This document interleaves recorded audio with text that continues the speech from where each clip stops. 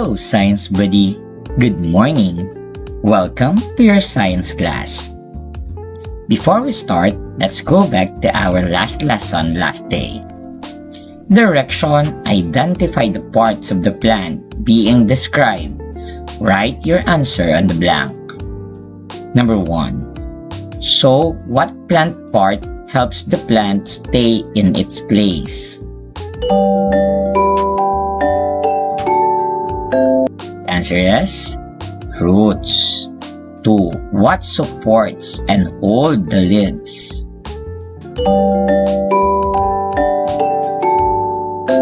The answer is stem. What plant parts gets energy from the sunlight?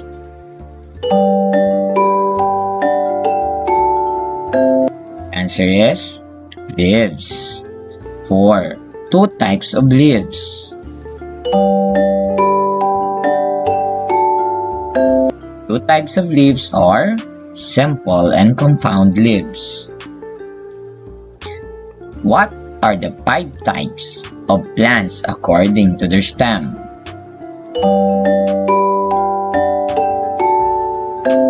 The 5 types of plants according to the stems are herbs, creepers, trees, shrub, and climbers.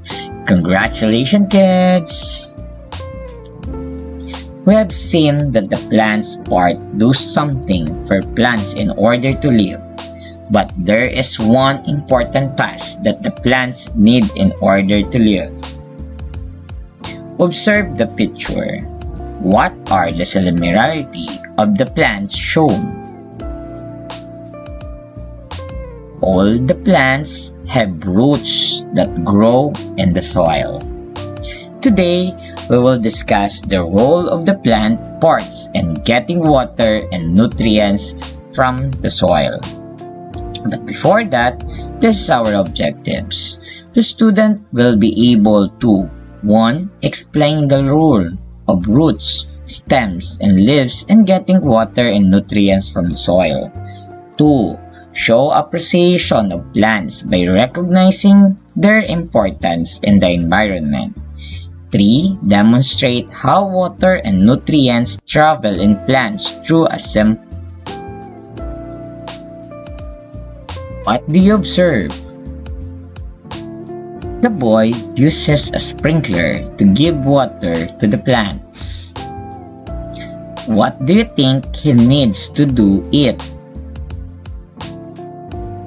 He needs to water the plants so their roots can absorb water and nutrients from the soil. This helps that the plants grow healthy and strong. Which part of the plants first absorb the water from the soil? The roots are the parts of plants that first absorb the water and nutrients from the soil. Tiny roots here increase the surface area, making it easier for the plants to take in more water. Observe the short clip.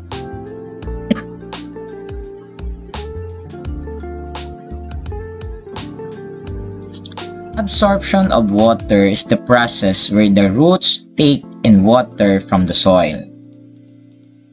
Tiny roots, hair found at the tip of the roots, soak up water just like a sponge. The water then moves through the roots into the stem and finally reach the leaves where it is used to make food for the plant. There are different types of roots. The first is underground. Underground parts like roots grow beneath the soil. They absorb water and nutrients that the plants need to live.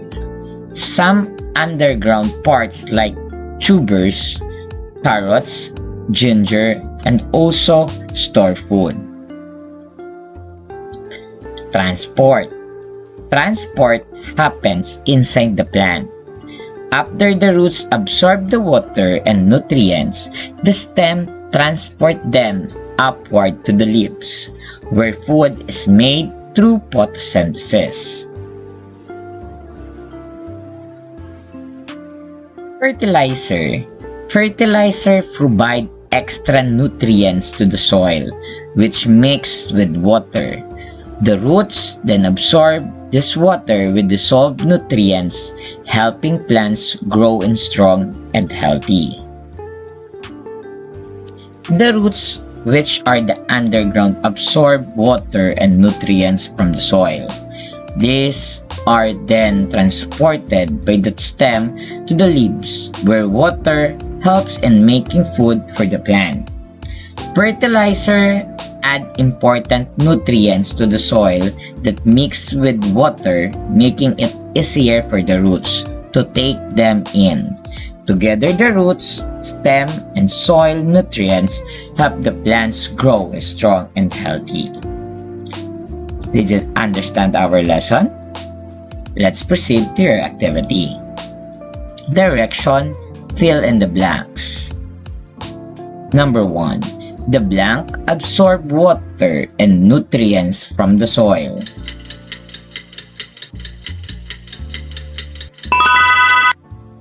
The answer is roots. 2. The blank carry water and nutrients from the roots to the leaves.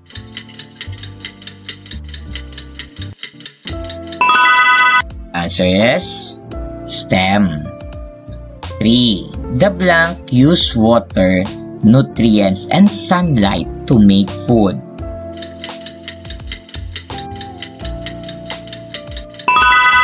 Answer is leaves. 4. The movement of water and nutrients inside the plant is called blank.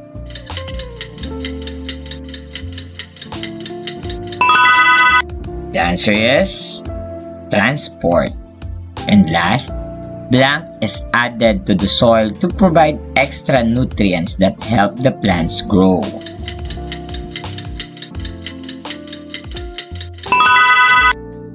The answer is fertilizer. Good job, kids! For your second activity, unscramble the letters to form the correct words. Number 1.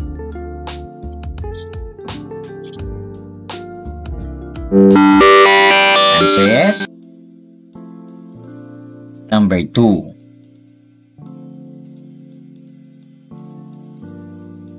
The answer is roots. Number 3.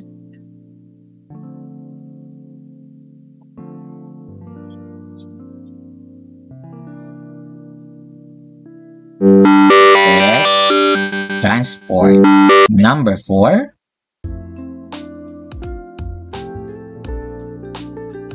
The answer is absorb. And last,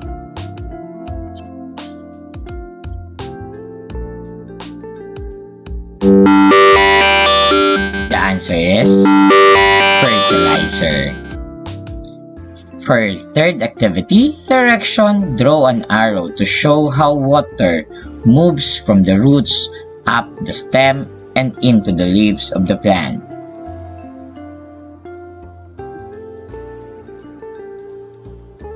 Let's answer. Absorb water and mineral. Carry water and food.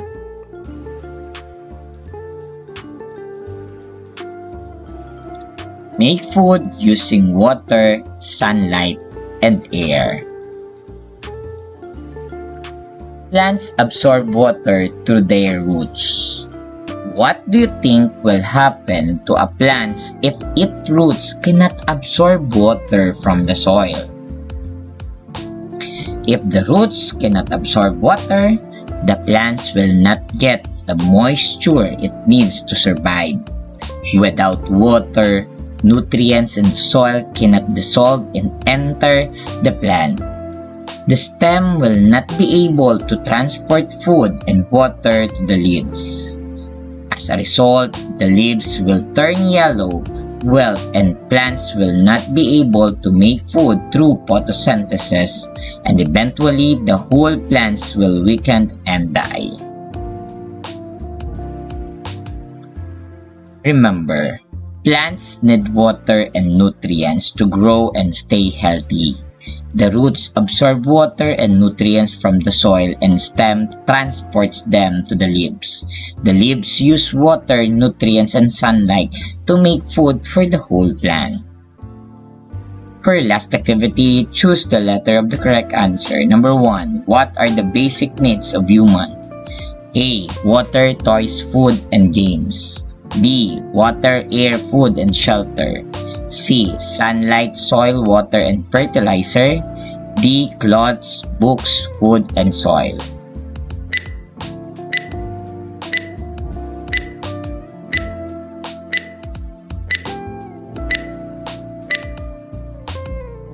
Number 2. Why do plants need sunlight? A. To keep their leaves green. B. To make food through photosynthesis. C. To give them water.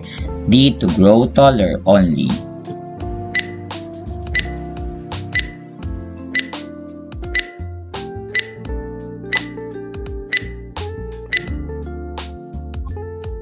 Number 3. If a plant is kept in a dark room without sunlight, what will happen to it? A. It will make more flowers. B. It will grow stronger. C. It will weaken and eventually die. D. It will get more nutrients from the soil.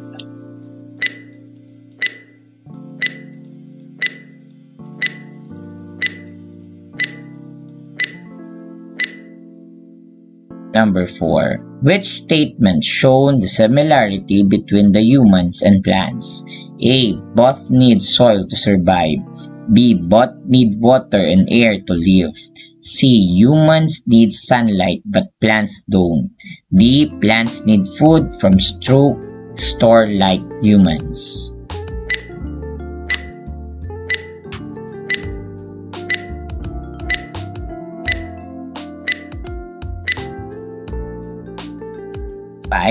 A family forgot to water their garden for 2 weeks. What would you suggest they do to keep the plants healthy? A. Keep the plants in the dark. B. Give fertilizer only. C. Provide water regularly. D. Remove the soil.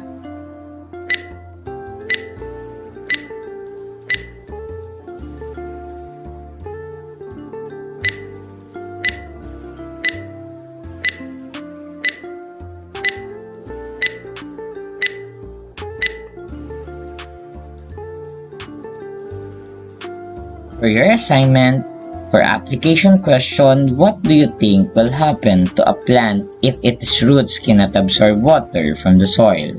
And for your activity, draw a sample plant in the box below. Label the root, stem, and leaves. Using arrows, show how water moves from the roots, stem, and leaves. Did you learn our lesson for today? I hope you enjoy our activities. See you next time. Goodbye.